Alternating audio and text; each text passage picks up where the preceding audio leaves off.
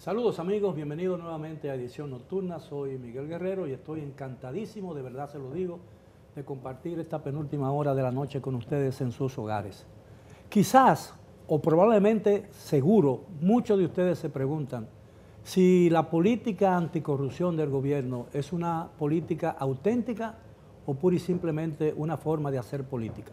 Ese es el tema precisamente de esta noche en Edición Nocturna y para ello tengo la presencia muy grata y honrosa de tres conocidos abogados dominicanos, los licenciados Julio César de la Rosa, Pascal Peña Pérez y Tiago Marrírez. Buenas noches, caballeros, gracias por aceptar nuestra invitación. Y precisamente uno de ellos, el doctor Julio César de la Rosa, es presidente de una asociación que lucha contra esa pandemia política que es la corrupción en la República Dominicana. Buenas noches, gracias por aceptar nuestra invitación. La pregunta se cae por su propio peso, la primera. ¿Es auténtica o es pura y simplemente una modalidad de la política criolla? Buenas noches. Bueno, complacido de poder compartir con usted en este reencuentro ya presencial. Sí, así es. Y con los abogados conocidos que sin duda van a hacer rica esta conversación. Pues mira, yo creo que el tema de la lucha contra la corrupción evidentemente, lamentablemente, es política, porque se pone de manifiesto siempre que se produce un cambio de gobierno. No hay una voluntad política para desarrollar una efectiva lucha contra la corrupción. ¿Por qué?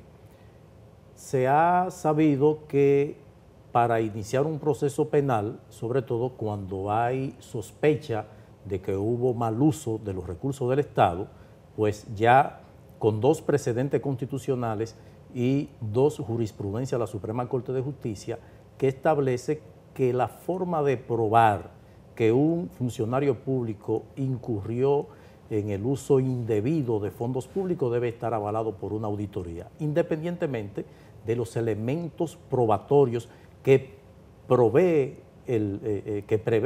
el Código Procesal Penal y el propio Código Penal. Entonces, hemos acudido a un estadio de casos que tienen un impacto mediáticamente, pero al momento de irse al laboratorio, que es un tribunal, pues vamos a ver lo que se está viendo actualmente con el caso Odebrecht, cómo se ha ido desmontando y ni citar lo que fue la intervención de la hoy Procuradora General de la República cuando, presidiendo la Sala Penal de la Suprema, conociendo la apelación a las medidas de coerción impuestas a los encartados del caso Odebrecht, pues dijo, si este es el caso, aquí no hay caso, y lo que fue la decisión... En esa oportunidad ella cometió un grave error, porque de alguna manera ese expediente iba a llegar a su sala, y opinar con anticipación, extemporáneamente, sobre un caso que ella iba a enjuiciar,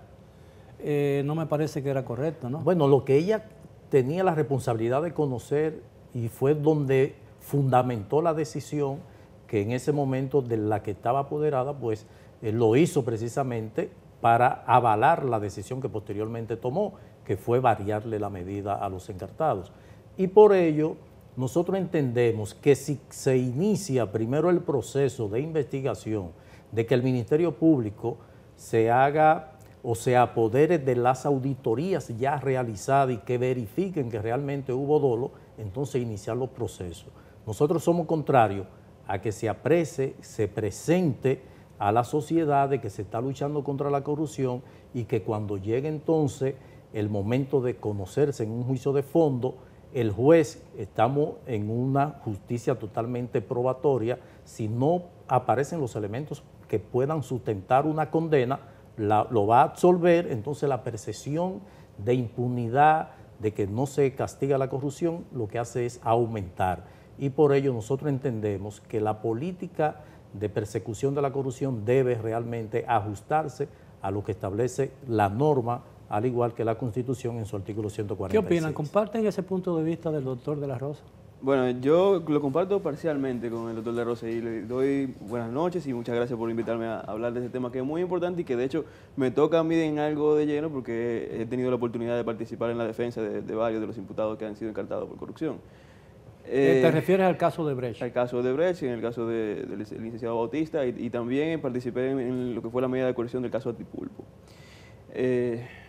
Vamos a ver, yo lo que siempre he pensado que la lucha anticorrupción en la República Dominicana podemos encartarla o decir que hay 3 etapas muy particulares en la historia reciente, ¿verdad? En los últimos 15 años. Una primera etapa que fue con los 2 primeros cuatrenios del presidente Fernández, que tiene que ver básicamente con la actualización normativa para lograr un mayor nivel de transparencia a nivel de la administración pública, pero no hubo ningún tipo de voluntad real política ni de persecución de la corrupción administrativa. Yo creo que eso queda claro de que ese fue esos 2 cuatrenios. Luego venimos a un cuatrenio en el que yo llamo, bueno, otros 2 cuatrenios que yo llamo más o menos oscuro en lo que tiene que ver con la lucha contra la corrupción. Y yo lo digo que es oscuro porque realmente lo que hubo fue una instrumentalización del tema de la corrupción desde el punto de vista político, ya sea para darle a la gente y complacer y satisfacer los pedimentos que hacía la sociedad, no solamente de mayor nivel de transparencia, sino también... la apetencia de justicia, ¿no? Sino también, exactamente, porque ciertamente ha habido una impunidad histórica, ¿verdad? Y siempre hemos sabido que realmente para combatir la corrupción realmente tiene que haber un castigo. Yo creo que todos podemos estar de acuerdo ahí. Ahora, ¿qué pasó en el cuatrienio anterior, que era del gobierno de Danilo Medina, que hubo una clara instrumentalización de los casos de corrupción? Primero con el primer procurador general que tuvo, que fue el licenciado Francisco Domínguez Brito, que todos sabemos qué hizo con el caso de Félix Bautista. Yo siempre he dicho que esa fue una de las actos de mayor irresponsabilidad política e institucional que hubo y que dio lugar justamente a sentencias muy memorables. Yo creo que la sentencia, el auto de no lugar que le dieron a Félix Bautista es una sentencia memorable porque realmente salvaguarda muchísimos derechos constitucionales y de defensa del imputado que todo el mundo sabía que el Ministerio Público tenía que haberlo hecho. Y además de eso, durante la época de Domínguez Brito lo que hubo fue, digamos, o comenzó este periodo de batalla entre el Ministerio Público y la justicia y evidentemente el poder mediático que tenía el Poder Ejecutivo contra un Poder Judicial siempre exiguo, presupuestario y que no tiene que meterse en los medios de comunicación para justificar su sentencia, que hacía que los jueces quedaran mal y la gente veía mal a los jueces. Ahora, ¿qué es lo que yo pienso que puede estar pasando ahora? Yo creo que, independientemente de mi diferencia con los fiscales que están ahora mismo a cargo de llevar a cabo estos supercasos, como yo le quiero decir a veces, el pulpo, los pulpos eléctricos supuestamente, y otro más que hay en investigación, es que el gobierno ciertamente yo creo que ha dado unos pasos más o menos tímidos, como todo bien dijo el señor de la Rosa.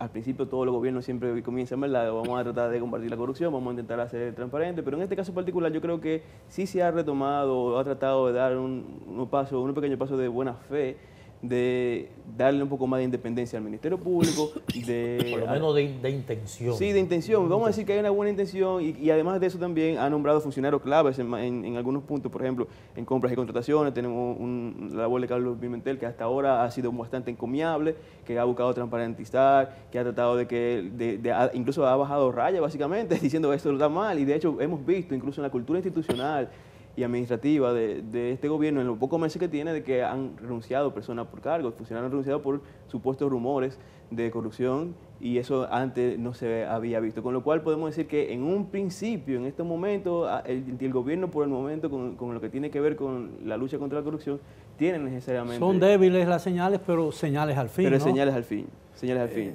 Doctor Peña. Sí, yo comparto lo que comenta Tiago. Me luce que justamente por el momento histórico en el que nos encontramos, estamos viendo una población ávida de justicia. Esa población que llevó a que hubiese un cambio de gobierno, de que en la Plaza de la Bandera hicieran reclamaciones, etc.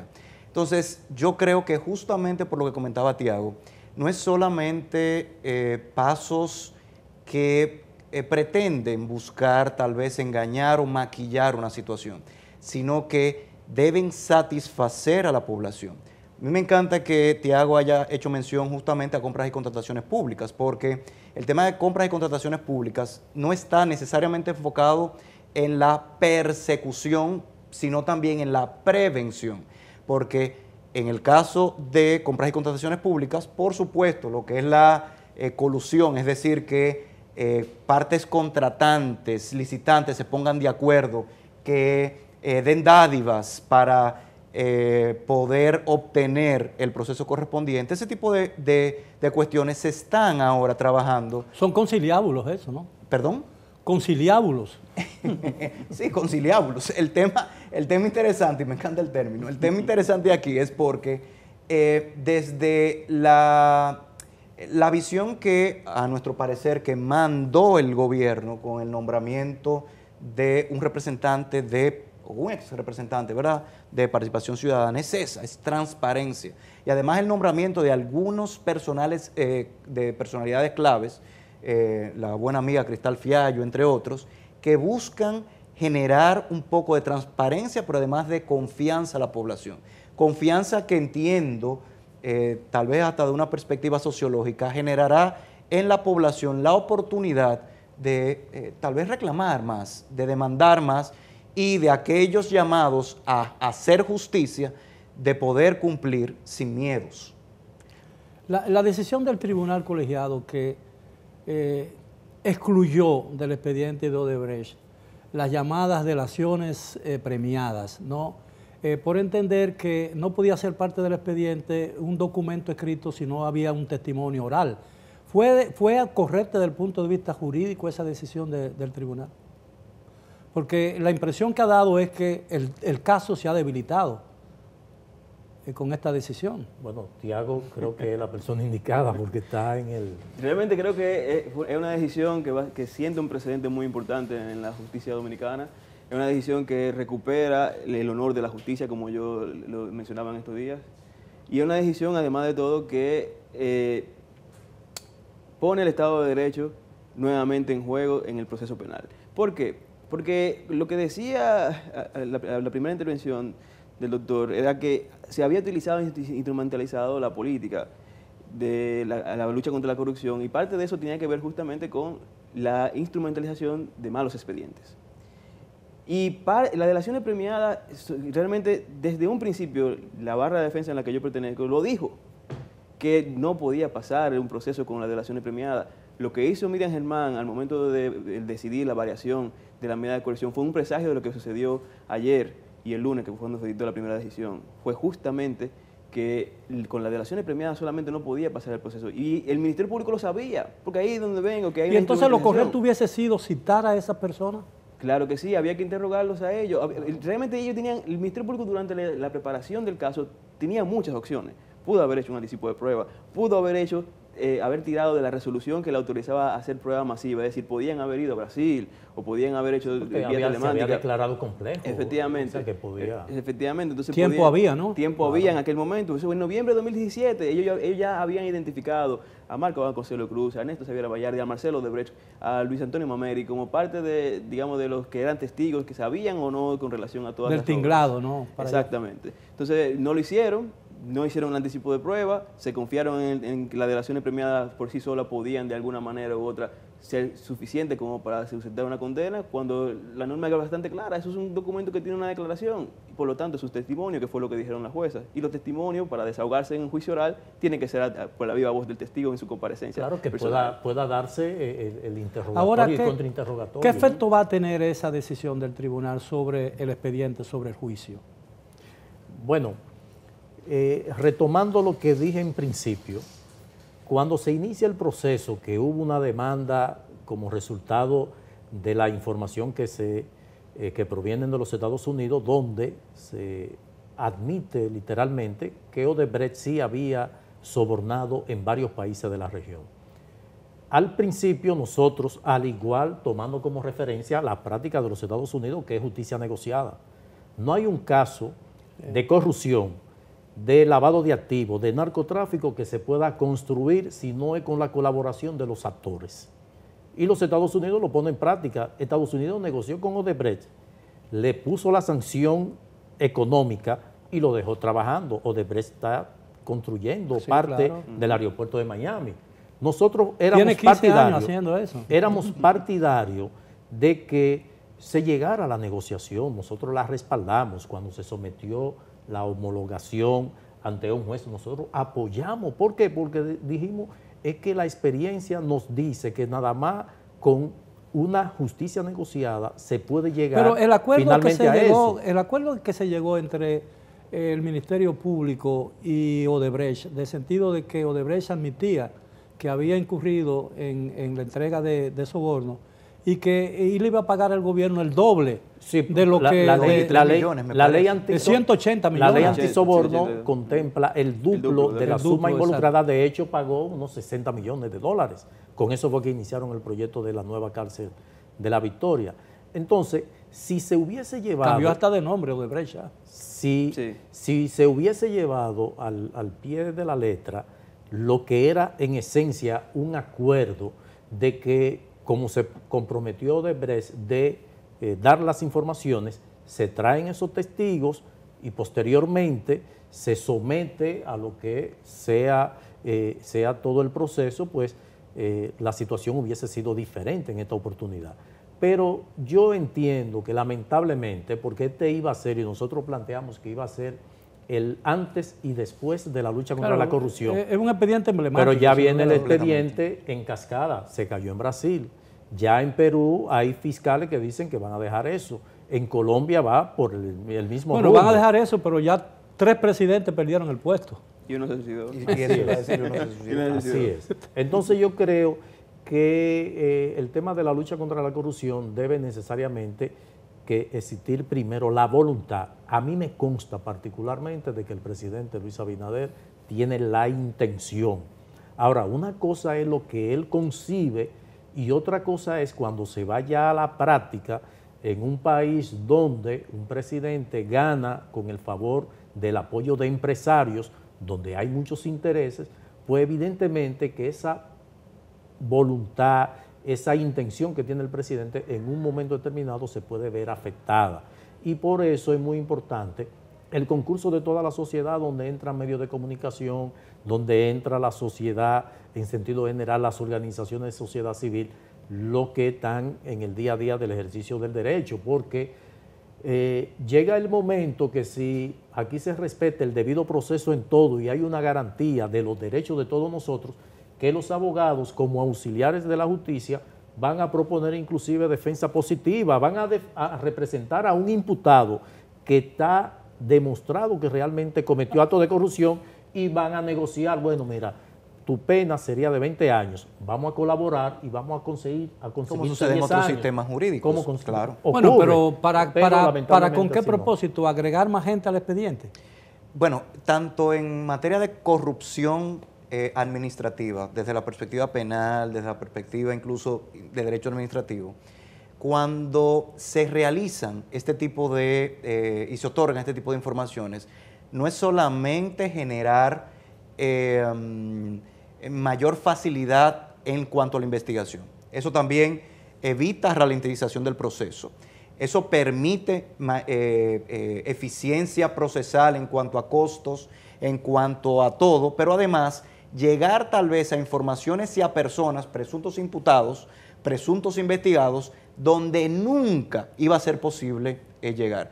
Por eso representa una eficiencia desde la perspectiva institucional, desde la perspectiva investigativa, siempre que hayan declaraciones donde pueda, por supuesto, visualizarse pruebas, donde puedan visualizarse tal vez presuntos imputados, etcétera.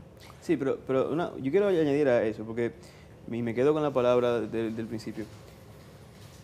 Lo que pasa también con esto es lo siguiente. Para llegar a ese punto en que un imputado, un encartado diga, ok, sí, es verdad, yo admito los hechos y estoy de acuerdo y vamos a llegar a una negociación, no solamente hay que respetar el debido proceso en este caso particular, sino también que la investigación tiene que ser lo más efectiva y eficiente posible y al mismo tiempo transparente, porque aquí hay un problema serio de parte del Ministerio Público. El Código Procesal Penal establece, digamos, una carga dinámica y una transparencia muy importante a raíz de una investigación en el momento en que usted se está enterado que está investigado y que tiene una medida de coerción. ¿Qué es lo que pasa aquí en la práctica? Que es una buena crítica que aquí se ha hecho en el día de hoy. Que se inicia por la medida de coerción. Se tienen 2 o 3 papeles, iniciamos la medida de coerción. ¿Y qué hace el fiscal entonces cuando solicita medida de coerción en contra de un imputado? Se ata a sí mismo. ¿Por qué? Porque ya no tiene reserva de la investigación. El Código Procesal Penal habla claramente que la reserva de la investigación, es decir, que mantener secreta la investigación, solamente lo puede hacer. ¿Y eso lo hacen entonces deliberadamente? Público. Yo no sé si deliberadamente o pudiera ser torpeza también, o simplemente hay algo cultural de demostrar que yo puedo con mi fuerza y mi poder como Estado meterte en prisión. Entonces, Pero eso es populismo. Claro que Eso sí. es populismo Lamentablemente, penal. y le hace Lamentablemente. daño. Se le supone hace que ese tipo de coerción es extremo, Eso no debe pasar de 10 minutos. Así es. No, las medidas de coerción se dividen en reales y personales. Sí, Entonces, pero la personal que es la que conocemos ampliamente y la gente conoce normalmente, que son las que se llevan, la que Pero siempre- como la que que se eso no presentado. no debe pasar No, de 10 no debería de 10 ser, minutos. no debería ser más de 10 minutos, porque eso es lo que estamos quizás acostumbrados a ver en países como Estados Unidos y quizás en Europa, donde se hacen esa medida personal. Pero realmente nuestro código a nosotros nos permite de alguna manera u otra también extenderlo en el debate, sobre todo cuando se hacen muy complejas las solicitudes de medida de Bien, coerción. abogado, si ustedes me lo permiten, tenemos que hacer una primera pausa, regresamos después de ella. Continúen por favor con nosotros porque Edición Nocturna regresa después de ella.